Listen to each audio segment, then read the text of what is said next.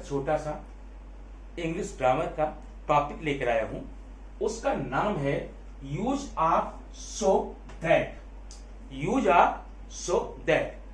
अब ये ग्रामर आपके एग्जाम में आता है, कॉम्पिटिशनल एग्जाम में मिलेगा, या यूं कहिए जब कभी भी आप स्पीकिंग स्किल सीख रहे हो, अगर ये आपको समझ में आता है तो आपके स्पीकिंग में चार लगा देगा। तो ठीक है, इसमें जाने के पहले हम आपको एक बात बताना चाहते हैं। आप देखिए, ये है टू और ये है टू और ये है टू, यहां पर 3 टू है। इसको आप होमोनिम्स बोल सकते हैं। ये टू क्या है? ये टू है प्रेपोजिशन, और ये टू क्या है? Number, you can say adjective. ये टू क्या है भाई? ये टू होता है एडवर्ब के रूप में यूज होता है। किसके? एडवर्ब के रूप में। यह किसी एडजेक्टिव या किसी वर्ब की विशेषता को बतलाने में यूज किया जाता है। तो आज हम इसी के बारे में आपको और बताएंगे। अब इसका मतलब जानते हो, इसका मतलब होता है को, इसका मतलब जानते हैं दो, इसका मतलब होता है कहीं कहीं पर इसको हम भी के रूप में यूज करते हैं। मी टू, दे टू, वे भी, मैं भी, तुम भी, वे भी। ठीक है, तो कभी कभी तो इसका यूज हम भी के रूप में यूज करते हैं, और लेकिन आज इसका यूज हम भी के लिए नहीं करेंगे, बल्कि इसका यूज करेंगे वेरी के यूज में। अब वेरी का मतलब क्या होता है ये आपको पता होगा। वेरी का मतलब होता है बहुत ज्यादा, किसी चीज की विशेषता। ये क्वांटिटेटिव एडजेक्टिव कहा जाता है। ठीक है, अब इसका मतलब होता है बहुत, और इसका भी मतलब होता है बहुत। आज दोस्तों, इस वेरी और टू के बीच में, ये ग्रामर पढ़ने के पहले वेरी और टू के बीच में एक ऐसा तथ्य बताने जा रहा हूं जो कि आपको अब तक मालूम नहीं था, और उस न मालूमात होने के कारण आपने कई जगह इसका दुरुपयोग कर डाला होगा, लेकिन आज के बाद से इसका दुरुपयोग नहीं होगा। अब क्या दुरुपयोग था?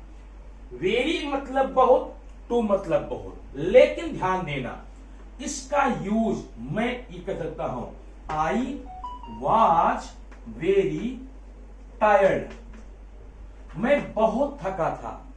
अच्छा, I was not very tired, मैं बहुत थका हुआ नहीं था। Both sentences are accurately correct, दोनों एकदम सही है। वेरी का यूज भी सही है, इसकी मीनिंग भी सही है। अब जब आप जान गए हैं कि वेरी का मतलब टू होता है, तो क्या हम इन दोनों में टू का यूज कर सकते हैं? बिल्कुल नहीं कर सकते। क्यों नहीं कर सकते? मैं आपको बताता हूं एक एग्जांपल और। अब देखिए, टू है जो, इसका मतलब होता है बहुत, लेकिन ध्यान रखना इसकी मीनिंग हिडन होती है। इसका मतलब होता है उतना जितना कि नहीं होना चाहिए। इसका मतलब यह है, अगर आपको कोई पॉजिटिव थिंग्स दिखानी है, अच्छी बातें बतानी है, वो बहुत ज्यादा है, उसके लिए वेरी का यूज कदापि नहीं करना। क्यों? अभी मैंने यहां लिख दिया, she was too beautiful, she was too beautiful. Mostly लोग इसका यूज करते हैं, आप भी कभी कभार किए होंगे, लेकिन इसकी मीनिंग आप देखिए, इसका मतलब होता है वह इतनी सुंदर थी जितनी की नहीं होनी चाहिए। मतलब इसमें एक मीनिंग छिपी हुई है, इनकार की, जो स्वीकार नहीं होता है। माने वह इतनी सुंदर थी जितनी की नहीं होनी चाहिए। अभी देखो, my father is too kind, मेरे पिताजी इतने दयालु हैं जितने की नहीं होनी चाहिए। Her mother is too nice, उसकी मम्मी इतनी अच्छी है जितनी की नहीं होनी चाहिए। ऐसा आप कभी बोलेंगे क्या? लेकिन अगर इसका उपयोग, इसके मीनिंग आपको नहीं मालूम है, आप मोस्टली यूज करते हैं मतलब टू गुड, टू गुड, अरे वाह, मान इतना अच्छा जितना कि नहीं होना चाहिए। ऐसा बोलेंगे क्या आप अपने लिए या किसी के लिए जिसकी आप प्रशंसा कर रहे हैं, उसको बोलेंगे यू आर टू गुड, मतलब आप इतने अच्छे हैं जितने नहीं होने चाहिए? ऐसा नहीं होता। वेरी का यूज हमेशा हमेशा हमेशा नेगेटिव अर्थों में ही करना। जैसे ये देखना, मैंने ये कहा यहां पर यू आर टू टायर्ड, थका हुआ होना, सॉरी यहां आ रहे हैं, थका हुआ होना एक अच्छी क्वालिटी नहीं है। आप यहां यूज कर सकते हैं यू आर टू टायर्ड, आप इतने थक गए हैं जितने की नहीं थकने चाहिए थे। ठीक है, देखो इट इज टू मच, ऐसा आप लोग करते हैं ना, ए टू मच, बहुत हो गया, मतलब बहुत हो गया। आप कहना क्या चाहते हैं? आप कहना चाहते हैं बहुत हो गया, अब आगे मत बढ़ना, बात बिगड़ जाएगी। टू हार्ड, इतना हार्ड इतना नहीं होना चाहिए। ऐसे में आप इट इज टू मच, बहुत हो गया, अब इसके आगे बढ़ना मत, ऐसे अर्थों में अब ध्यान आप समझ गए होंगे। ध्यान दीजिए, टू का मतलब वेरी, वेरी माने बहुत, वेरी का यूज आप नेगेटिव क्वालिटीज में भी कर सकते हैं और पॉजिटिव में भी कर सकते हैं। जैसे इट इज सो मच, यहां सो भी हो सकता है ना, he was so beautiful, he was not so beautiful, he is very beautiful, she is very beautiful, she is not very beautiful. ऐसे सेंटेंसेस में आप यहां पर यूज कर सकते हैं वेरी का यूज, लेकिन टू का यूज आज के बाद से पॉजिटिव वे में भूल के भी मत करिएगा, अदरवाइज रॉन्ग हो जाएगा मीनिंग। ठीक है, तो आप ये समझ गए टू का मतलब होता है उतना जितना कि नहीं होना चाहिए। कभी भी अपनी मम्मी को मत बोलना mummy you are too good, mummy आप इतनी अच्छी हैं जितनी की नहीं होनी चाहिए। कभी मत बोला माय पापा इज टू हैंडसम, मेरे पापा इतने सुंदर हैं जितने नहीं होने चाहिए। ऐसा बोलोगे तो पाप पड़ेगा भाई, मम्मी पापा को ऐसा नहीं बोलना। या कभी भी अच्छे कार्यों में, अच्छे गुणों में टू का यूज भूल के भी नहीं करना है। अब आइए हम आते हैं अपने मुद्दे पर। ये बात आपके लिए जरूरी थी और यहाँ जब पढ़ने जा रहे थे इसके रास्ते में आ रही थी, इसलिए मैंने यहाँ पर इसकी चर्चा कर दी। अब आइए हम देखते हैं, आपको ये ग्रामर जो आज का दिया है इसका नाम है यूज सो दैट। अब जब भी सो दैट रहेगा, जब भी सो दैट रहेगा, ध्यान देना आपके सेंटेंस में टू टू रहेगा, मतलब टू टी डबल ओ और ये टू, दो टू रहेगा रहेगा। अब चलिए देखना, Rashmi is so too tired to walk. ध्यान देना टू और टू। अभी एग्जांपल और देखना, boys were too late to get the train. दो सेंटेंस में आप काफी कुछ समझ जाएंगे, जो टिपिकल बात रहेगी मैं आपको अगले सेंटेंस बताऊंगा। अब ध्यान देना, आप में सेंटेंस दिया गया Rashmi is too tired to walk, Rashmi is too tired to walk, या है boys were too late to get the train. अब इसकी मीनिंग क्या है ये देख लो। Rashmi is too tired to walk, Rashmi चलने में असमर्थ है, मगर रश्मि इतना टायर्ड हो गई है तो चल नहीं सकती। अब ध्यान ये देना यहां पे नहीं, नहीं के लिए एनओटी नॉट या एन ओ नो कहीं भी नहीं आया है, लेकिन फिर भी आप इसकी हिंदी मीनिंग ऐसे निकालेंगे रश्मि इतनी थक गई है कि चल नहीं सकती, या रश्मि चलने से असमर्थ है, इसकी मीनिंग आ गई। तो अब इसमें आप सो दैट कैसे करेंगे? बट सिंपल है। सेंटेंस को स्टार्टिंग से लिखना है। ये देखो मैं लिख दिया स्टार्टिंग, दैट्स मी इज। अब इस टू की जगह पर आप सो करना, सो, पक्का? रश्मि इज सो टायर्ड, ये हो गया। अब यहां देना, ध्यान देना यहां पर, रश्मि इज सो टायर्ड। अभी तक आपने सिर्फ एक चीज देखी है, टी डबल ओ टू के बदले में सो किया है। क्यों किया है? क्योंकि टू का मतलब वेरी और सो का मतलब वेरी, बहुत ज्यादा, इसलिए यहां कर लिया। अब आगे ध्यान देखना, आपने जब रश्मि इज सो टायर्ड कर लिया तो उसके बाद में यहां पर लगाएंगे दैट। ध्यान देना मेरी बात में, दैट, ठीक है? जरा मैं इसको मिटा दूं। रश्मि इज सो टायर्ड दैट। अब दैट के बाद में इस सब्जेक्ट का आप प्रोनाउन लगाएंगे, सी, दैट, दैट सी। ध्यान देना, आपने लिखा रश्मि इज, टू की जगह पे सो टायर्ड, यहां दैट लगाया, सी प्रोनाउन लगाया सब्जेक्ट का। अब सी के बाद फिक्स समझ लो, आपको या तो कैन नॉट लिखना है या तो कुड नॉट लिखना है। Can not, could not, can not, could not. कैसे देखेंगे? अगर ये पोर्शन आपका प्रेजेंट टेंस में है तो आप यहां कैन नॉट लिखेंगे, और पास्ट में है तो कुड नॉट लिखेंगे। ये तो प्रेजेंट है, क्या लिखेंगे?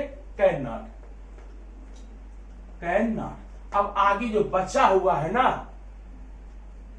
देखो यहां तक पहुंच गए, टू को निकाल कर आगे जो बचा है लिख दो, कैन नॉट वॉक। इस सेंटेंस आप जरा एक एग्जांपल और देखना।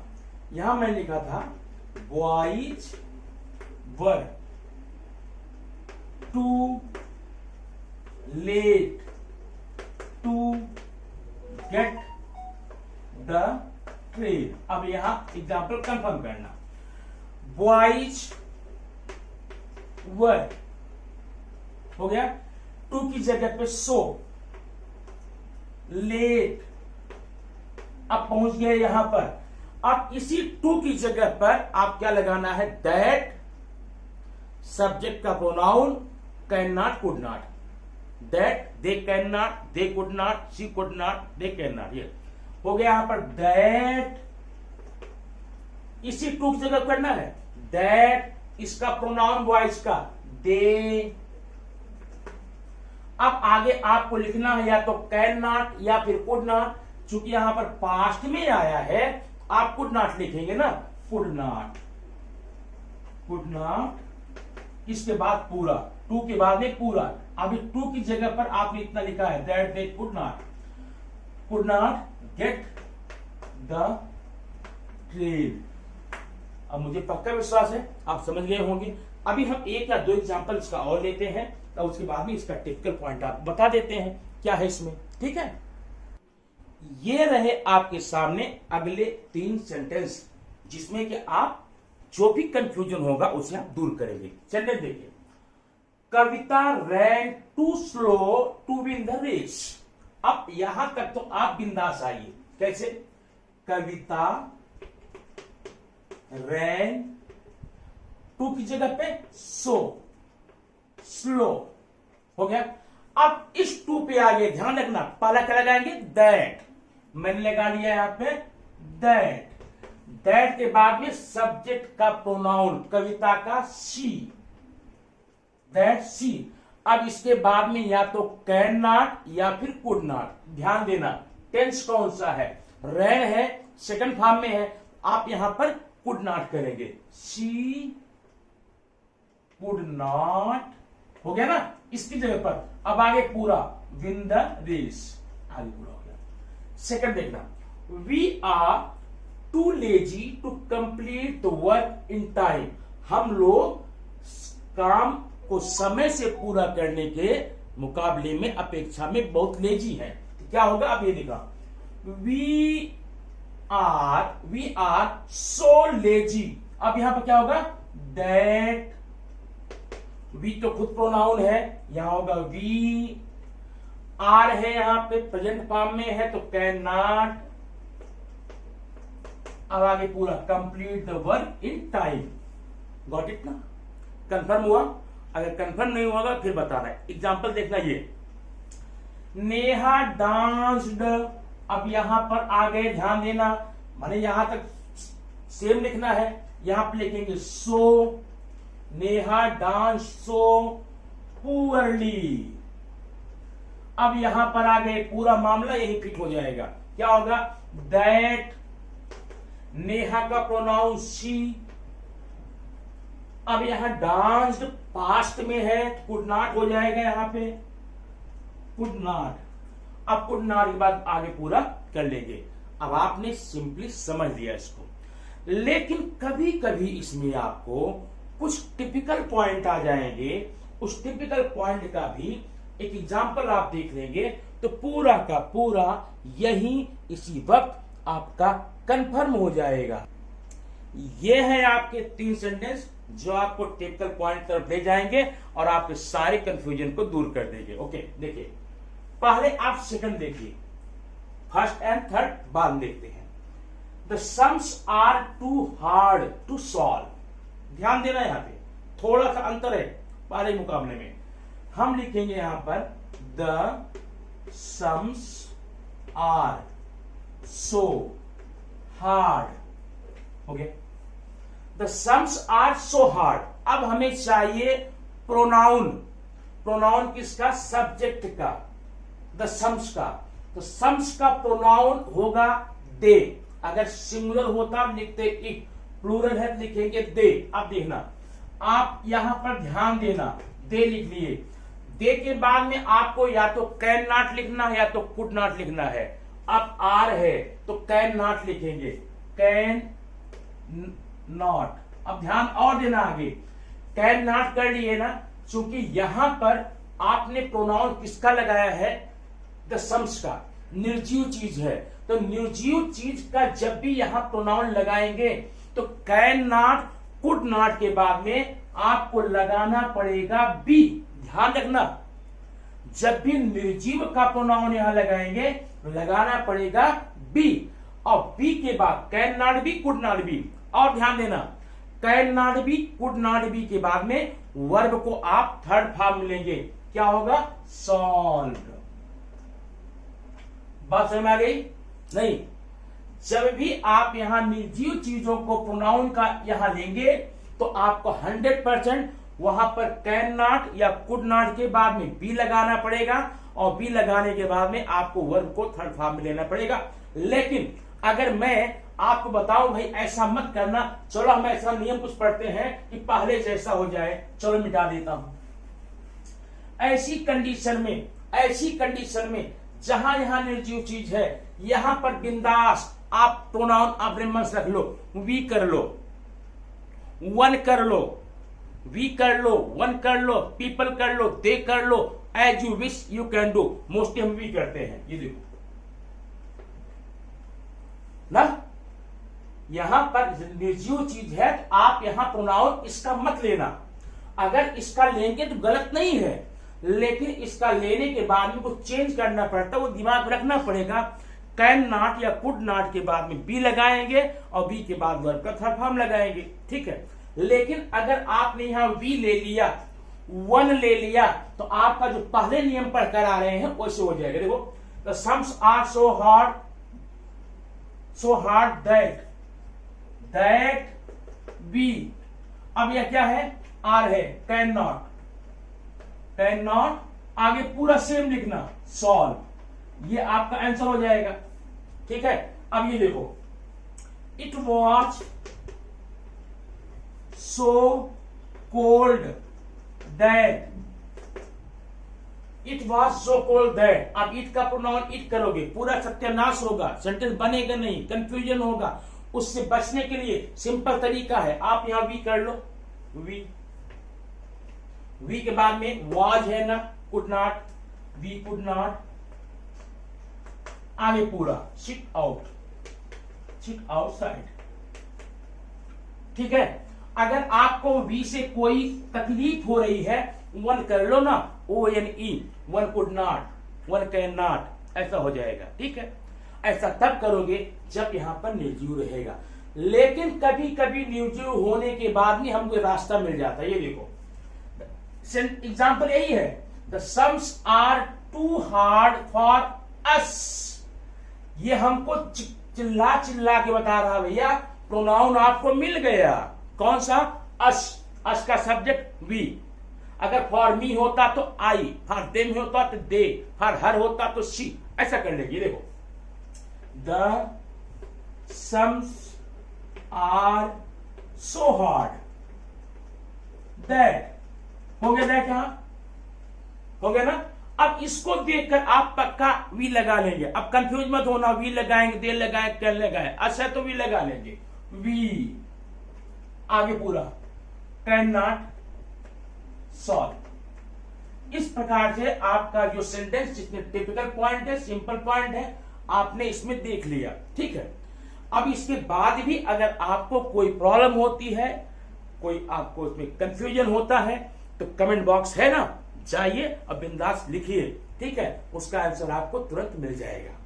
तुरंत आपके कमेंट बॉक्स में लिखे हुए क्वेश्चन का आंसर आपको रिप्लाई में ही मिल जाएगा, कंफ्यूजन दूर हो जाएगा। हाँ, इसके अलावा कोई बड़ी प्रॉब्लम हो, उसके लिए मैं आपको फिर से वीडियो बना दूंगा, आपका कंफर्म हो जाएगा। तो बेटा, आज का ग्रामर था use of so that. Exam के लिए बड़ा जरूरी है, बड़ा आसान है। इसको 2-3 चीजें करके, देख करके आप सॉल्व करके कंफर्म कर सकते हैं। इसको पढ़ते रहिए, और हाँ, दबा के शेयर करना, और एक बात और, लाइक करना आप लोग भूल जाते हैं। आप लोग लाइक करना भूल जाते हैं, भूलिए मत, क्योंकि बहुत जरूरी है। उससे हमको पता चलता है कि आपने को कितना अच्छा लगा। उसी के अनुरूप हम आगे आने वाले वीडियो में और सुधार करने की